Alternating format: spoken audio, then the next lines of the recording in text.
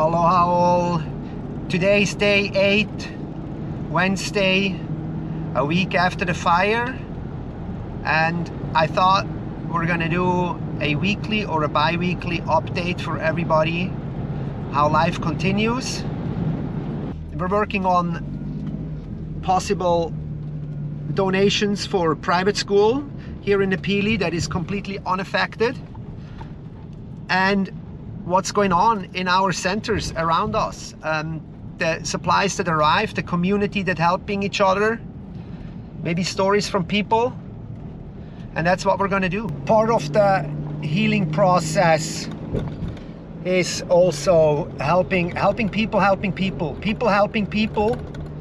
and we've seen all the distribution centers popping up before most of the official help arrived, and boats arriving, jet skis bringing in supplies.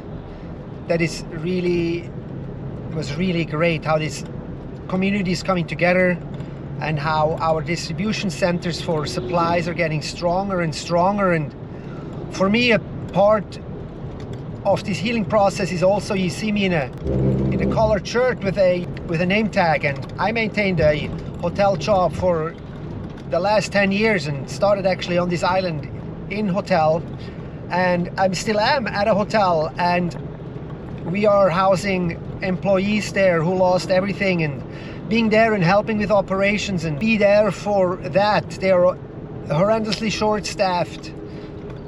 People definitely have other worries than maybe go work, and for me to be lucky enough to still have a job, and at this time it's also somewhat of a lifeline to be able to go there and work and have a little bit of income left, and hopefully continue, of course, with the stand-up magazine. That's a given, but without internet this is super hard, and we are on day 8 here post-fire and no internet, so it's really hard for me to continue serving my customers and clients right now.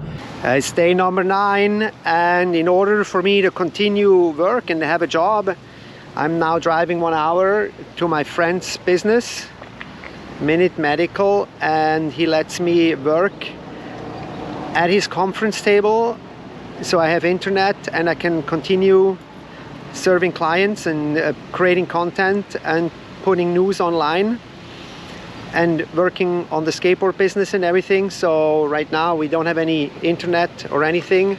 I was told that the main hub for internet distribution with the fiber optics was burned into the ground, and it is hard to get into the ground to get to the main fiber optics line. I learned that from IT guys that work at the hotel where I'm at, and they're trying to get the hotels back online.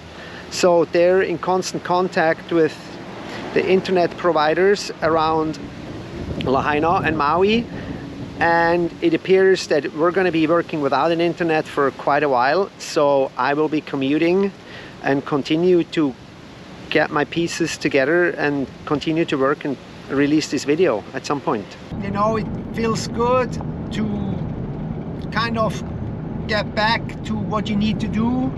It's part of survival, it's part of continue paying the bills, but having to drive through Lahaina every time and to witness again the level of destruction, and being reminded every day when you go through here what happened here, and seeing it again and again and again, that sure does not help, guys. That does not help. Over here is the neighborhood where I used to work, where my shop is, and they're putting sheriffs there, and I can't get in, and I need to go to my unit at some point. I need to take pictures for the insurance and see if all my stuff is not an entire loss, but I guess that's going to be the mission for tomorrow, to see if I can get into my shop there. I've been respecting that no-go zone, but eventually I need to go there. I know other people went in there, so I will have to go there too at some point. All right, here we go. I brought a mask. It's very smoky in here, very smoky. Yeah, there's like black stuff. Oh my gosh, look at the floor. I don't know if you can see that. but that floor has a solid stuff on it. I'm glad I got this mask. It's stinky in here, and yeah, we're gonna have to, I don't know what's it gonna take to clean this place out, but we're sure not gonna be creating any content in here anytime soon. That's for sure. That's for dang sure. Everything is like, it has this, everything has black shit on it. The boards, we'll see. I hope I can file an insurance claim, because I'm not sure if things like this can be sold as brand new still. We're definitely going to need an insurance person in here and see if what my insurance says. Let's go inside the office here real quick. Even in here, I was hoping the office, since it's the inside of an inside. Smoky, yeah, and still got to pay those bills. Here is ironically property tax, and then I had my maintenance fees were somewhere. So I don't know how something like this is going to have to be cleaned or reinvigorated, but I'm kind of afraid everything is going to have to come out. Everything is going to have to somehow come out and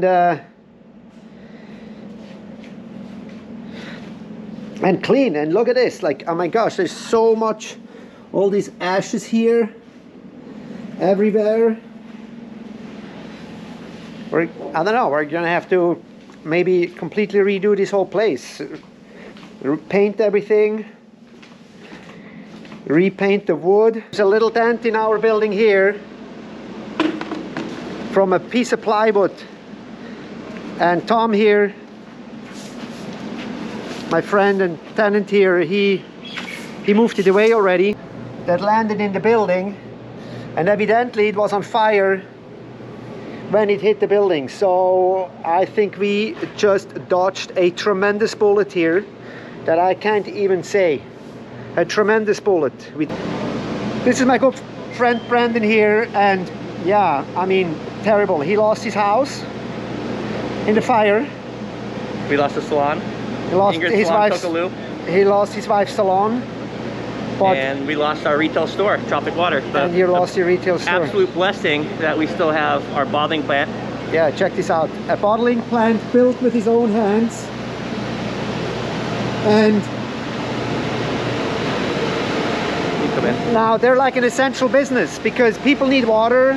So they're running routes everywhere and give water to the neighbors. Yeah, to the upper Lahaina Luna. So we're taking care of our upper Lahaina Luna ohana, essentially. It's our customers, our customer base that we've had for 15 years. That customer base, we're going door to door. And actually, Sydney, we can go talk to Sydney. Sydney is literally knocking on each door and giving each house one bottle. So amazing. And then we'll come back and refill them. So amazing. Here's Max filling right now. So great. So water bottling in progress. Yeah, that's great. He takes local businesses like this, essential business like Brandon's, to really keep this community going and help and do, and also help yourself so you can help others. And we're going to make sure that Brandon and his family is going to be in a house in the same spot at some point again. I have not a shred of doubt, and we're going to have a video about it as well. It's been absolutely crazy, but our warehouse made it, so we doing our best to get enough water. And I've been going around to the neighborhoods and going to every house that I can and giving everybody waters, you know, seeing if anybody can get water in it.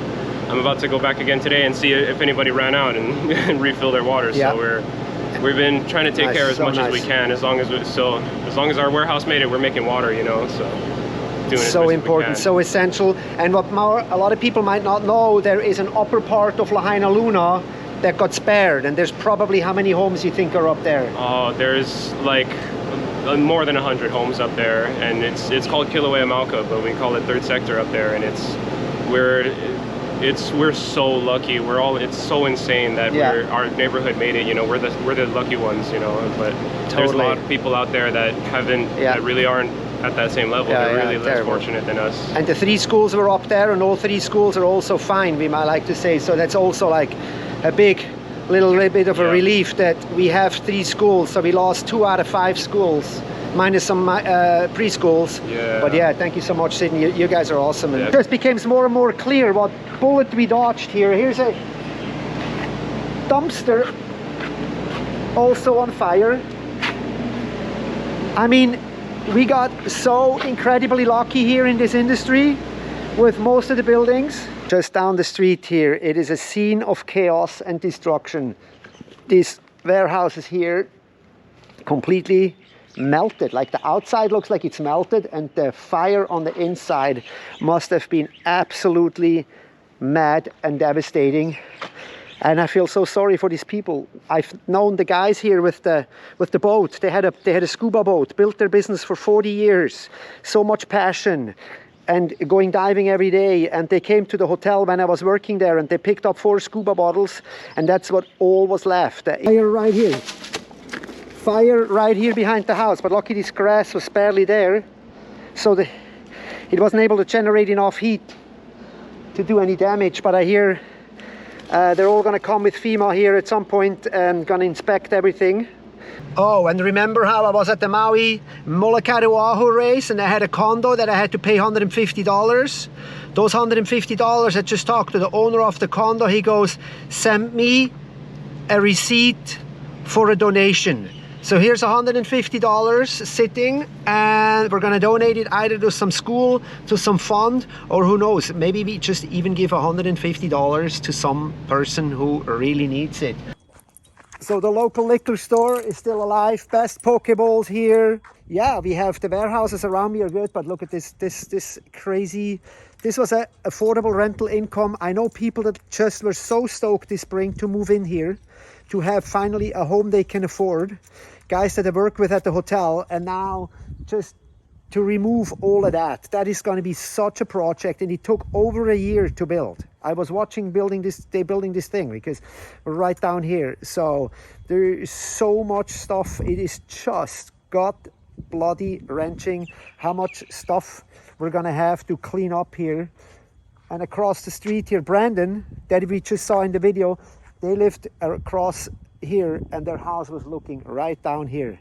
All right, so day 10 is going to be a little bit home office here. When I don't need internet, I can work from this table here, and when I need internet, I have to drive an hour to go to Kahului to my friend's clinic, Minute Medical Clinic. And today we'll be doing this, and then at 2 o'clock I have a hotel shift. For me, content is my commodity, so yeah, look at that. We have one of those arrived. That was an advertising deal. So we're gonna have a foil drive video hopefully soon, separately. I'm kind of looking forward to that. That's gonna take mind a little bit off of things. All right, so this is day 11. I just drove over to Kahului to get internet access and work at a Minute Medical, and actually gonna upload this video from the last few days. And as far as updates goes, there is dust fencing is coming up in Lahaina, and you really see a lot of people and a lot of trucks, and there's a lot's going on down there. I've been talking to the sheriffs that come back to the hotel. I had another shift there yesterday, and the sheriffs actually say things are improving for their work as well, as far as keeping the town safe. That one building that I'm working at, it's starting to get really full, and more employees keep pouring in, and it's great. There's food there for everybody, and they're really taking good care. And it's so hard to talk to all these people that lost everything, and you know, you personally feel like, oh, I haven't lost my house. I didn't live in Lahaina, I lived up north, and you want to do more, but you can only do so much. And it's this little helplessness that kind of starts creeping up. It's like, what can I do? Where can I help?